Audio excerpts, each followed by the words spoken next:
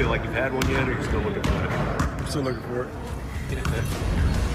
That's James, and I'm Jared. And tonight, we're talking with the newsmakers and news reporters with opinion, perspective, and predictions. This is 10 Before Tip. Coming up, Howard Beck tells us just how many the beard will drop at the world's most famous. 2 weeks and a day, trade rumors swirling leading up to February 7th trade deadline. We've got the latest on AD's short-term future with an injury update. Plus, we'll go live to Memphis to examine where Conley and Gasol could wind up.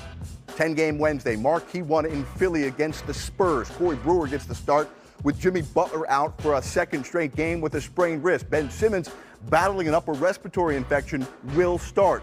And we'll have more coming up on Joel Embiid's status later in the show. Celtics without Kyrie and Horford against the Cavs. And for the fourth straight game, load management is the reason given for Kawhi not playing as the Raptors have a huge game against the Pacers. Thanks for joining us as we discuss the biggest stories today and set the table for the night in the NBA. It's an action-packed 30 minutes. 10 Before Tip number 2 is all about number 21. James Harden with an opportunity to extend his streak to 21 consecutive games, scoring at least 30 points. While Harden has been on a scoring tear, his team, not so much.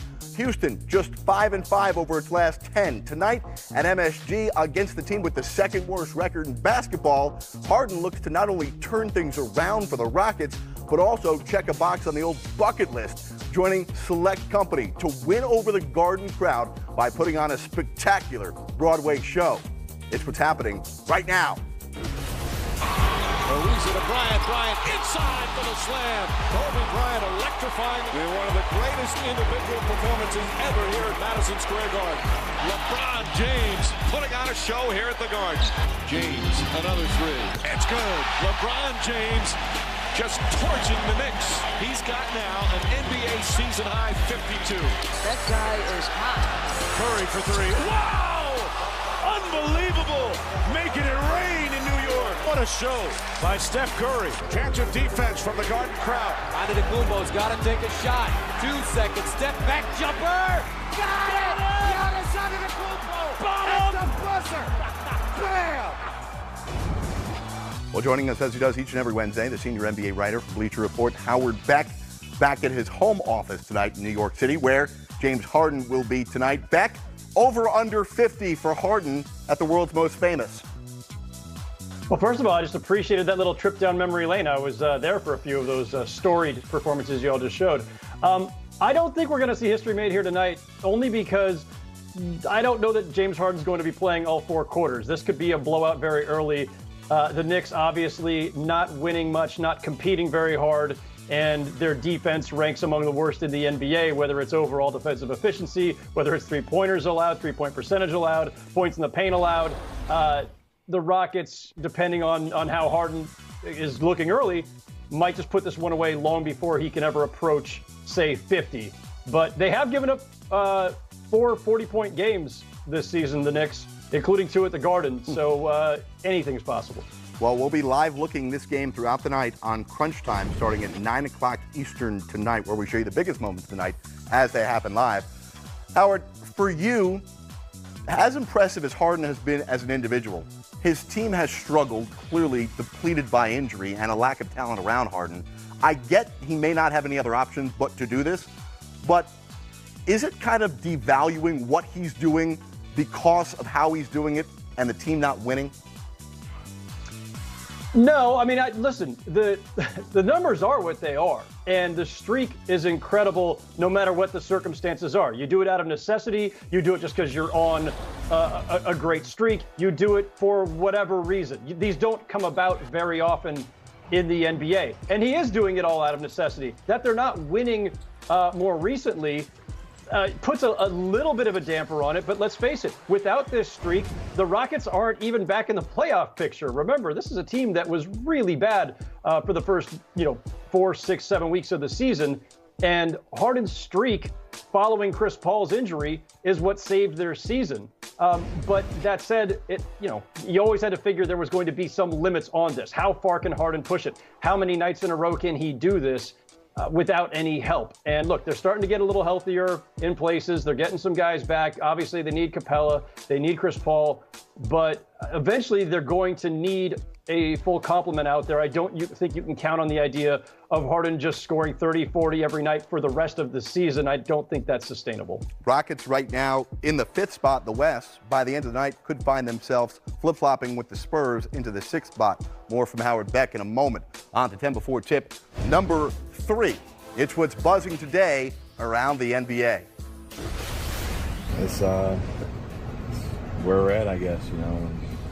It's part of the business. You know, it's not like we've been traded yet or anything like that. It's part of it, and you know, we knew with the way things have been going the last few weeks that anything can happen. That's not going to change, is it? That's not going to change for me. So, you know, my relationship with the Grizzlies might change, but my relationship with Memphis won't. We don't want none of that smoke. No, literally, we don't want any of that smoke in FedEx Forum. Bit of a scare about an hour ago where FedEx Forum had to be evacuated. David Cobb having to tweet out that the Grizzlies try to trade Mike Conley and Marc Gasol, and the locker room literally catches fire. Yeah, the sauna, bit of a problem there. Let's go to David Cobb, who's covering the Grizzlies tonight. David, can you see us through the smoke? There he is from the Commercial Appeal covering the Grizzlies here. First of all, everybody safe and sound tonight for the Grizzlies? Nobody was hurt in this fire. The entire arena was evacuated about 3 hours before tip, so naturally you start to wonder, is this game even going to go on as scheduled? But we've been assured that it is. The doors will open a little bit later than usual to the public, but as of now, it's all systems go for 7 p.m. Right, so they'll start 7 p.m. local, 8 o'clock Eastern. Another game will be live looking tonight on Crunch Time starting at 9 o'clock Eastern. So let's go to the other news item of the day. Marc Gasol, a bit emotional, right? Talking about the potential end or the days coming to an end of him being a Grizzly. How realistic is the report we heard last night from ESPN that the Grizzlies are, for the first time, considering listening to offers, that they'll actually act on one of those offers? Yeah, it's definitely realistic that they're going to listen. How realistic it is that they're going to act, I'm not sure, because I've outlined these scenarios in some of my work, and there's really not a whole lot of harm in waiting until the summer. In fact, they would have the benefit this summer of knowing if and where they're going to pick in this year's draft, which would be a good thing to know before you make a franchise-altering decision, such as parting with Mike Conley, Marc Gasol, or both of them. So they're definitely, I think, more in a listening phase right now, which in and of itself is certainly newsworthy given what those guys have meant to this team in the city. But I don't think that it's at any level of certainty right now that they're actually going to deal them before the deadline. We heard the owner in the offseason talk about 50 wins in the playoffs, and the team races off to a great 12-5 start. Has the team officially waved the white flag on making another playoff run? Is there any chance they could add some pieces? No, I think they were the white flag was waved when this signal went out, yesterday, that they're going to listen to trade offers for those guys. And if you watch the ML King game on Monday when they played the Anthony Davis-less Pelicans and lost by 20 at home on a day that means a lot to this city when the arena was packed, that was sort of the death knell on the grit and grind Mike Conley, Marc Gasol era in a lot of ways, and it's really hard to see them resurrecting that unless they luck out with a Zion Williamson or something and compare him and Jaren Jackson with Conley and Gasol and sort of phase them out that way. But even that, the odds of that happening are so far-fetched now that it kind of does feel like this is the end. Maybe they were doing some sort of rain dance in the locker room which caused the fire to try and get that first overall pick. But no, seriously, only 30 seconds here, David. I know this is a complicated question to ask you with that time limit, but do you believe, with how complicated it will be for different reasons to trade both of these guys, that either one of them will get the sign-off from the front office on where they ultimately go? I think that these guys, if they had it their way, they wouldn't necessarily even want to be traded. So I think the front office is going to ship them where they get the best deal. And it's got to reach a certain threshold. I think you need at least one future-oriented asset for each guy. When they traded Powell a decade ago, they got 2 first-rounders and Mark in the deal. You're not going to get that for either of these guys because these guys are over 30. They're on huge contracts. You want at least one future-oriented asset for each, whether that be a promising young player or a first-round pick. David Cobb from the Commercial Appeal. Glad you're safe. Enjoy covering the Grizzlies tonight against Charlotte on League Pass. Thanks a lot for joining us. Let's talk more about potential trade scenarios as we bring back in Howard Beck at Bleacher Report. All right, Beck, we look at Gasol's contract. The potential of making around $26 million in a player option next year makes his deal complicated. Conley making over $30 million for the next several years makes his deal complicated to get done. Do you see any scenario where one or both of these guys does get traded to, and where would that be?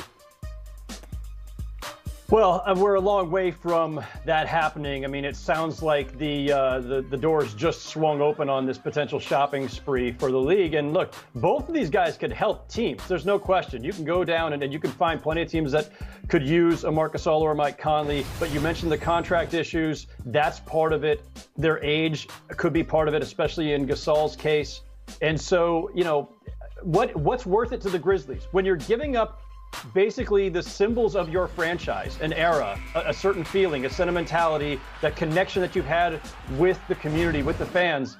You're trading more than just the player at that point. And so, you know, a couple of second-round picks, even though that could help you down the road, that's not going to do it. You know, they've got to be not blown away, but they've got to be incentivized to make these moves, set themselves up for a rebuild, but also, you know, make it clear that you're not just giving up these important players without getting something that gives the fans some kind of future hope. So it's a complicated equation. In terms of teams, I mean, look, you can go down the list. You know, the Raptors could certainly use Marc Gasol. Even if they get Valanciunas back, I'm not sure that he's the guy that they want to keep there long term. I could see Gasol fitting with Toronto. I could see him fitting with Washington, which obviously has a problem at center and has, you know, certainly is just trying to stay in the playoff hunt in the East.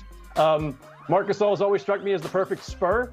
So has Mike Conley, actually, for that matter. They've already got one Gasol. Why not two?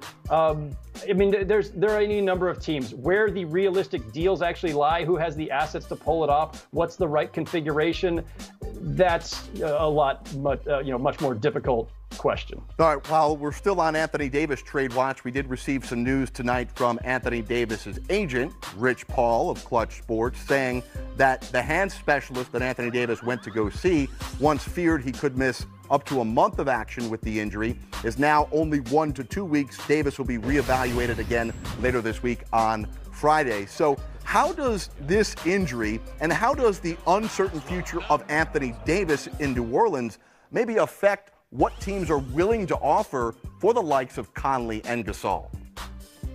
I'm not sure there's a direct line, Jared, between these situations. I mean, listen, if Anthony Davis were out for weeks, as we originally thought might be the case, then the Pelican season is all but cooked, and it certainly takes them out of any possible discussions. But I think, you know, New Orleans is actually a really interesting potential landing spot for Mike Conley. Again, don't know if they can pull it off, don't know if they have the goods to make a deal with Memphis, and don't know if that's the deal that they want to make, especially not knowing for sure if Anthony Davis is going to stay. But getting a strong point guard to put in the backcourt next to Drew Holiday and having those two with Anthony Davis, with presumably Mirotic still being there, Randall, now you've got the kind of roster that can still make a run at the playoffs once Anthony Davis is healthy and maybe convince him to stay long term. But the Pelicans are kind of stuck in between these two situations here where they don't know for sure that they'll get a commitment from Anthony Davis on July 1st.